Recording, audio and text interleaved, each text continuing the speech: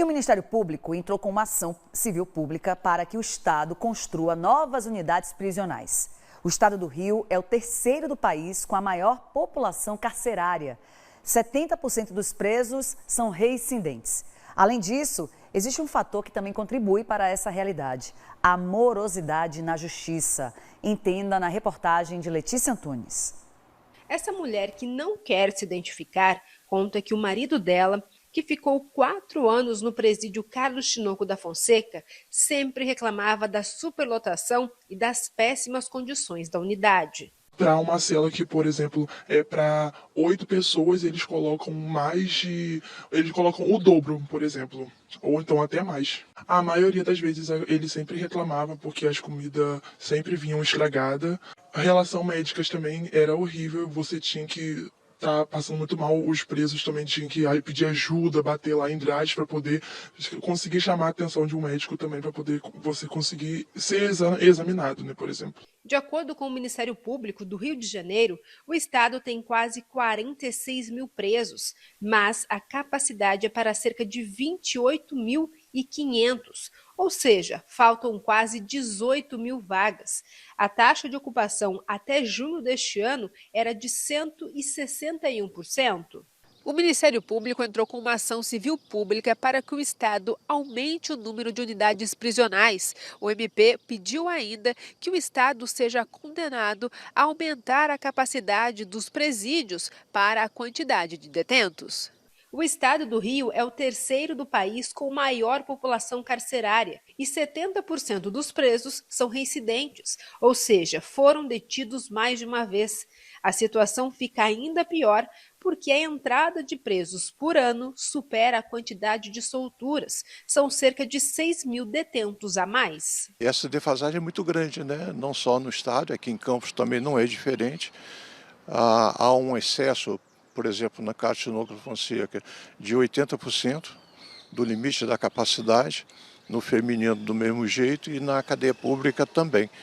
Então, a gente vê com muita preocupação, não é? Porque cada dia que passa são pessoas mais presas, mais apreendidas, né? E realmente tem que prender mesmo esses indivíduos que cometem crimes, mas o Estado tem que buscar soluções para que possa fazer uma ressocialização nessas unidades prisionais, que o motivo da prisão é isso, é prender o cara, o indivíduo cometeu o crime, cumprir sua pena e sair dali ressocializado. E, lamentavelmente, isso não acontece. Os presídios de Campos estão na mesma situação de todo o estado. A cadeia Dalton Crespo tem 500 vagas, mas atualmente abriga 900 detentos. O presídio Carlos Tinoco da Fonseca tem 1.400 presos, sendo que a capacidade é de 864.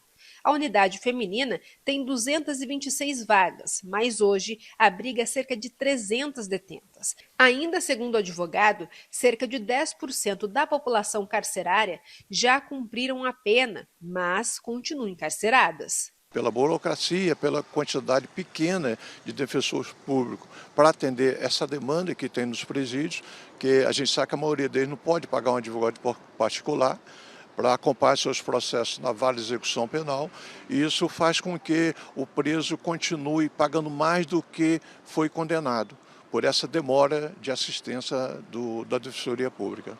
Para este especialista em segurança pública, a lentidão da justiça também atrapalha. Nós temos outros fatores, né, como a prisão provisória, que são aqueles presos que esperam o julgamento na justiça.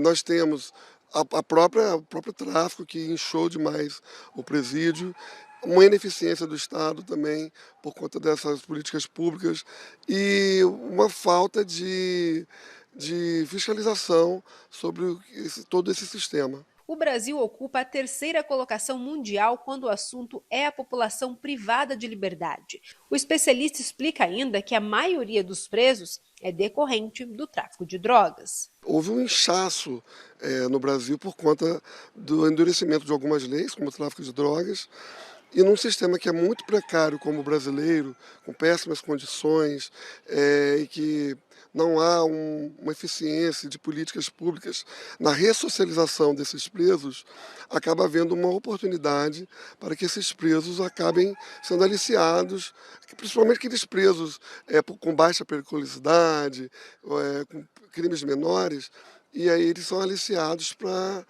cometerem crimes mais graves e até mesmo questão do tráfico de drogas. Para quem viveu a prisão dentro da família, a demora da justiça é ainda maior quando se depende de defensor público. Ela conta que o alvará de soltura do marido só foi cumprido mais de um mês depois.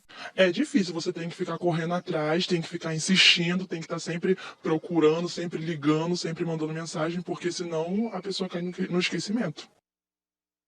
Pois é, e sobre essa reportagem, a Defensoria Pública do Estado do Rio de Janeiro se posicionou. Por isso que eu vou chamar a Letícia Antunes, que vai trazer aí o posicionamento da Defensoria Pública. É isso mesmo, Ana. O órgão esclareceu que atua de forma contínua e diligente na defesa dos direitos das pessoas privadas de liberdade, inclusive com a formulação de pedidos de benefícios como progressão de regime, livramento condicional e prisão domiciliar, sempre que preenchidos os requisitos legais. Nos casos apontados, é importante destacar que os pedidos já foram apresentados pela instituição e aguardam decisão judicial. A morosidade na análise dos benefícios, portanto, decorre do próprio sistema de justiça, especialmente em razão da sobrecarga da vara de execuções penais, que é uma única para o estado todo. Outro entrave identificado é o atraso no cumprimento dos alvarás de soltura, mesmo após o deferimento dos benefícios. Isso ocorre, em grande parte, devido ao uso do sistema de consulta de antecedentes da Polícia Civil do Estado do Rio de Janeiro, que consiste na remessa desses processos para a verificação de eventuais pendências. Então, tá aí, Ana, a resposta da Defensoria Pública.